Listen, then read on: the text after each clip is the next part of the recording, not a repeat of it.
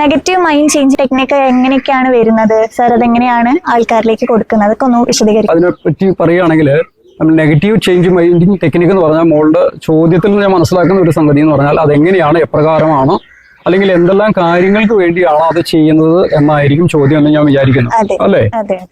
അത് പ്രത്യേകിച്ച് എന്ന് പറഞ്ഞു കഴിഞ്ഞാല് ചില ആളുകൾക്ക് ഈ ഭയത്തെ പോലെ തന്നെ ആ ഭയം തന്നെ പല രീതിയിലല്ല, ഒരു കുറ്റബോധമായിട്ടോ അല്ലെങ്കിൽ ഒരു നഷ്ടബോധമായിട്ടോ അല്ലെങ്കിൽ ഒരു പാപബോധമായിട്ടൊക്കെ പല ആളുകൾക്കും ഉണ്ടാവാം. അപ്പൊ അങ്ങനെ പാപബോധം, നഷ്ടബോധം, കുറ്റബോധം ഒക്കെ വരുന്ന സമയത്ത് അത് ചിലപ്പോൾ കൂടെ ആ ആളെ അലട്ടിക്കൊണ്ടിരിക്കും.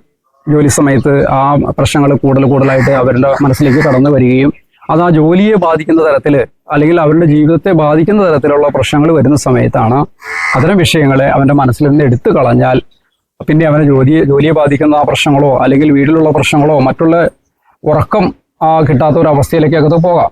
അപ്പൊ അത്തരം പ്രശ്നങ്ങളെ നമ്മൾ നെഗറ്റീവ് മൈൻഡ് ചേഞ്ച് ടെക്നിക്ക് എന്ന് പറഞ്ഞ ഒരു പ്രോസസ്സാണ്. ആ പ്രോസസ്സിലൂടെ അതെടുത്ത് കളയാനായിട്ട് സാധിക്കും. Okay sir. ഇപ്പോ ഈ എല്ലാ രീതിയിലും നമുക്ക് കുറെ ടെക്നിക്സുകൾ ഉണ്ടെന്ന് സാർ പറഞ്ഞു. അപ്പൊ അത് എല്ലാ പ്രായക്കാർക്കും യോജ്യമായിട്ടുള്ളത് ഒന്നാണ്? എല്ലാ പ്രായക്കാർക്കും യോജിക്കും. അതിന് പ്രായപരിധി ഇല്ല. അത് കൊച്ചു കുട്ടികളടക്കം ഇപ്പോൾ കുട്ടികളായിട്ടുള്ള എന്ന് പറഞ്ഞ വിദ്യാർത്ഥികൾക്ക് ഉണ്ടാവും. ഈ പറഞ്ഞ നേരത്തെ ഞാൻ പറഞ്ഞ വിഷയമായിട്ട് ബന്ധപ്പെട്ട ഭയം ഉണ്ടാവാം, അല്ലെങ്കിൽ ഒരു നഷ്ടബോധം ഉണ്ടാവും, ഒരു പാപബോധം, ചെറിയൊരു കളവ് ചെയ്താൽ പോലും ചിലപ്പോൾ അതിന്റെ ഒരു ഭയം ഉണ്ടാവും, അല്ലേ? ചിലപ്പോൾ അവനൊരു കിട്ടാത്തതിന്റെ ഇതാണ് നഷ്ടബോധം എന്ന് പറയുന്നത്. കുറ്റബോധം എന്ന് പറഞ്ഞാൽ എന്തെങ്കിലും ഒരു പ്രവൃത്തി ചെയ്തതിന്റെ ആ ഫലം അത് കുറ്റബോധമായിട്ട് അവന്റെ മനസ്സിലേക്ക് കൊണ്ടുവരാം. അതുപോലെ തന്നെ പാപബോധം, എന്തെങ്കിലും അതും ഈ കുറ്റമായിട്ട് ബന്ധപ്പെട്ടാണ്. എന്തെങ്കിലും ഒരു പ്രശ്നങ്ങൾ സംഭവിച്ചു കഴിഞ്ഞാൽ അയ്യോ ഞാൻ അങ്ങനെ ചെയ്തു പോയല്ലോ എന്നുള്ള, ഇനി ഞാൻ അങ്ങനെ ഒരു പാപിയായി മാറിയല്ലോ എന്നുള്ള കുട്ടികൾക്കും മുതിർന്നവർക്കും ഒക്കെ ഉണ്ടാവും. അപ്പൊ അത്തരം വിഷയങ്ങള് വരുന്നവർക്ക് ഈ പറയുന്ന ഇപ്പൊ മെഡിസിനൊക്കെ കഴിച്ചിട്ട് അത് മാറ്റിയെടുക്കാന്ന് പറഞ്ഞാൽ അത് ശാശ്വതമാണെന്ന് എനിക്ക് തോന്നുന്നില്ല. ഒരു മെഡിറ്റേഷനൊക്കെ പല ആളുകളും പറയും ചിലപ്പോൾ മെഡിറ്റേഷനൊക്കെ ചെയ്ത് കഴിഞ്ഞാൽ അത് ഗുണം കിട്ടും എന്നൊക്കെ പറയുന്നവരുണ്ട്. യോഗ ചെയ്താൽ ഗുണം കിട്ടുന്നവർ പറയുന്നുണ്ട്. പക്ഷെ അത് എത്രമാത്രം അത് ഗുണം ചെയ്യും എന്ന് നമുക്ക് പറയുക വയ്യ. ഇവിടെ അത്തരത്തിലുള്ള പ്രശ്നങ്ങളൊന്നുമില്ല.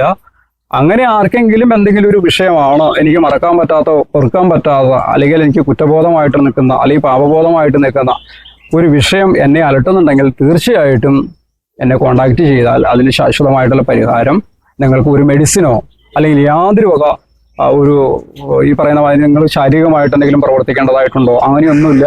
അത് ഒരു ടെക്നിക്കാണ്. ആ ടെക്നിക്ക് നമ്മൾ ഉപയോഗിച്ചിട്ട് അവന്റെ മനസ്സിൽ നിന്ന് എടുത്തു കളഞ്ഞ് അവന്റെ ഭാവി ജീവിതത്തെ സുരക്ഷിതമായിട്ട് കൊണ്ടുപോകാനായിട്ട് സാധിക്കും. Okay sir. സാധാരണയായി നമ്മുടെ ലോകത്ത് ഭയമില്ലാത്തതായി ആരുമില്ല. അതെ. പല തരത്തിലുള്ള ഇപ്പൊ ചികിത്സാ രീതികളും എല്ലാം ചെയ്തതിനു ശേഷം ഫലമൊന്നും കാണാതെ വരുന്നതായിട്ട് നമുക്ക് കാണാം. സാറിനെ അവര് കോണ്ടാക്ട് ചെയ്യുകയും റേക്കി ഹീലിംഗിലൂടെ നിരവധി ആളുകൾക്ക് നമുക്ക് അതിന്റെ പരിഹാരം കണ്ടെത്തിയെന്ന് ഞാൻ അറിഞ്ഞു. അപ്പൊ അതിനെ പറ്റി ഒന്ന് സംസാരിക്കാമോ? ഇപ്പൊ റേക്കി ഹീലിംഗിലൂടെ എന്ന് പറഞ്ഞു കഴിഞ്ഞാല് സാധാരണ ഗതിയില് പല ആളുകളും ഈ ഭയമായിട്ട് ബന്ധപ്പെട്ട് ഭയമില്ലാത്ത മനുഷ്യരില്ല. ഏതൊരാൾക്കും ഭയം ഉണ്ടാവും. എന്തെങ്കിലും ഒരു വിഷയമായിട്ട് ഭയമില്ലാത്ത ആളുകൾ ഉണ്ടാവില്ല. അത് ചിലപ്പോൾ പല ജീവികളെ കണ്ടിട്ട് പേടിച്ചിട്ടുള്ള ഭയമായിരിക്കാം. ചില ആളുകളുടെ സാന്നിധ്യവും ഭയത്തിലേക്ക് കൊണ്ടുവരാം. അതുപോലെ തൊഴിലുമായിട്ട് ബന്ധപ്പെട്ട് നടക്കുന്ന കാര്യങ്ങൾക്ക് ചിലപ്പോൾ ഭയം ഉണ്ടാവാം. ഇപ്പോൾ വാഹനം ഓടിക്കുന്ന ആളുകളെ സംബന്ധിച്ച് പറഞ്ഞാൽ വാഹനം എന്തെങ്കിലും ഒരു അപകടത്തിൽ ഒരു പ്രാവശ്യം അപകടം പറ്റിക്കഴിയുമ്പോഴാണ് അവർക്ക് പിന്നീട് രണ്ടാമത് വണ്ടി എടുക്കാനായിട്ടുള്ള ഭയം ഉണ്ടാവും. കാരണം എന്ന് പറഞ്ഞു കഴിഞ്ഞാൽ അത് ഒരു നേരത്തെ വന്ന ഒരു അവിചാരിതമായിട്ട് സംഭവിച്ചൊരു കാര്യം അത് ഓർക്കുമ്പോൾ അവർക്ക് പെട്ടെന്ന് വാഹനം എടുക്കാനും ഓടിക്കാനും ഒക്കെ ഒരു ഭയം ഉണ്ടാവും. അത് ചിലപ്പോൾ ആ വാഹനം ലൈസൻസ് ഉണ്ടായിട്ടും അവർ ആ വാഹനം ഓടിക്കാതെ അങ്ങനെ വർഷങ്ങളോളം കിടക്കുന്നുണ്ടാവും. അങ്ങനെയൊക്കെ സാധാരണ സംഭവിക്കാറുണ്ട്. അതുപോലെ തന്നെ ഇപ്പൊ സ്കൂളുകളിലൊക്കെ വിദ്യാർത്ഥികൾക്ക് ചിലപ്പോൾ ഏതെങ്കിലും ടീച്ചേഴ്സിന്റെ ഭാഗത്തുനിന്നുള്ള ഒരു പേടിപ്പിക്കൽ കൊണ്ടോ അല്ലെങ്കിൽ വീട്ടില് മാതാപിതാക്കളുടെ പ്രശ്നങ്ങൾ കൊണ്ടോ ഒക്കെ ഭയം ജനിക്കാറുണ്ട് സാധാരണ കുട്ടികൾക്ക്. ശരിക്കും പറഞ്ഞാൽ ഒരുപാട് ആളുകൾ ഈ ഭയമായിട്ട് പേടിയായിട്ട് ഇങ്ങനെ ബന്ധപ്പെട്ടിട്ട് ആളുകൾ നടക്കുന്നുണ്ട്. അതിന് ആ ഭയം മാറ്റാൻ വേണ്ടിയിട്ട് പലതരം മെഡിസിനോ ഹോസ്പിറ്റലുകളെ സമീപിക്കുക, മനഃശാസ്ത്രജ്ഞനായിട്ടുള്ള വിദഗ്ധരെ അവരെ സമീപിക്കുക. എന്നിട്ടും അത് കുറവ് വരാത്ത ആളുകൾ ഒരുപാടുണ്ട്.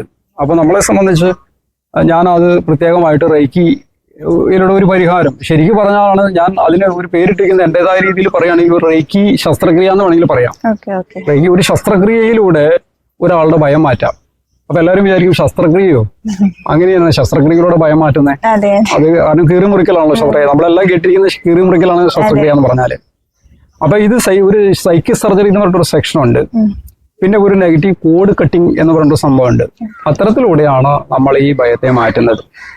അങ്ങനെ ആ ഭയത്തെ മാറ്റി അവർക്കത് ഇപ്പോൾ ഒരു മെഡിസിൻ ഇല്ല, അല്ലെങ്കിൽ നമ്മൾ അവരോട് പല ആളുകളും പറയും ഭയം മാറ്റാണ് നിങ്ങളൊരു കാര്യം ചെയ്യും, ധ്യാനം ചെയ്യും, അല്ലെങ്കിൽ വേറെ ഏതെങ്കിലും തരത്തിലുള്ള ഒരു എക്സസൈസ് യോഗയൊക്കെ ചെയ്യും, അപ്പോൾ പതിയെ പതിയെ മാറിപ്പൊക്കോളും എന്നൊക്കെ പറയുന്ന ആളുകളുണ്ട്. ഇല്ല, അവരൊന്നും ചെയ്യേണ്ട ആവശ്യമില്ല. ഇപ്പോൾ എന്നെ വിളിക്കുകയാണെങ്കിൽ അവരുടെ പ്രശ്നങ്ങൾ എന്ത് കാര്യമായിട്ടാണ് നിങ്ങൾക്ക് ഭയം എന്ന് നമ്മൾ ചോദിച്ച് മനസ്സിലാക്കിയതിന് ശേഷമാണ് അത്തരം പ്രോസസ്സിലേക്ക് പോകുന്നത്.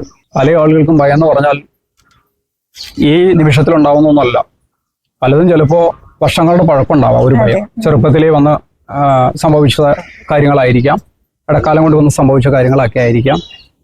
അപ്പൊ എന്ത് തന്നെ ആയാലും എത്രമാത്രം വർഷങ്ങൾ സമയങ്ങൾ എടുത്തിട്ടുണ്ടെങ്കിൽ പോലും അത് നമുക്കൊരു വിഷയമല്ല. അവരുടെ പ്രശ്നം എന്താണോ അത് നമ്മൾ കേട്ട് മനസ്സിലാക്കി അതിന് പ്രത്യേക സമയം എന്ന് പറയുന്നില്ല. ചിലപ്പോൾ അത് നമ്മളൊരു 1, 2, 3 സെക്ഷൻ കൊണ്ട് തന്നെ ആ പ്രശ്നത്തെ മാറ്റാനായിട്ട് സാധിക്കും. ചില ആളുകൾക്ക് ചിലപ്പോൾ ഒരു 1 വീക്കൊക്കെ എടുത്തേക്കാം. അത്രയേ ഉള്ളൂ. അതിനുവേണ്ടി പ്രത്യേകിച്ച് തയ്യാറെടുപ്പുകളൊന്നും ആവശ്യമില്ല. എന്നെ വിളിക്കുക, അത് വീഡിയോ കോളിലൂടെയാണെങ്കിൽ ചെയ്യാം. പിന്നെ ചില ആളുകൾ പറയുകയാണോ എനിക്ക് നേരിട്ട് തന്നെ ഒന്ന് കാണണം എന്ന് പറയുകയാണെങ്കിൽ നമുക്ക് നേരിട്ട് കണ്ടിട്ട് വിഷയങ്ങൾ സംസാരിച്ചിട്ട് ആ രീതിയിലും അത് ചെയ്യാനായിട്ട് സാധിക്കും.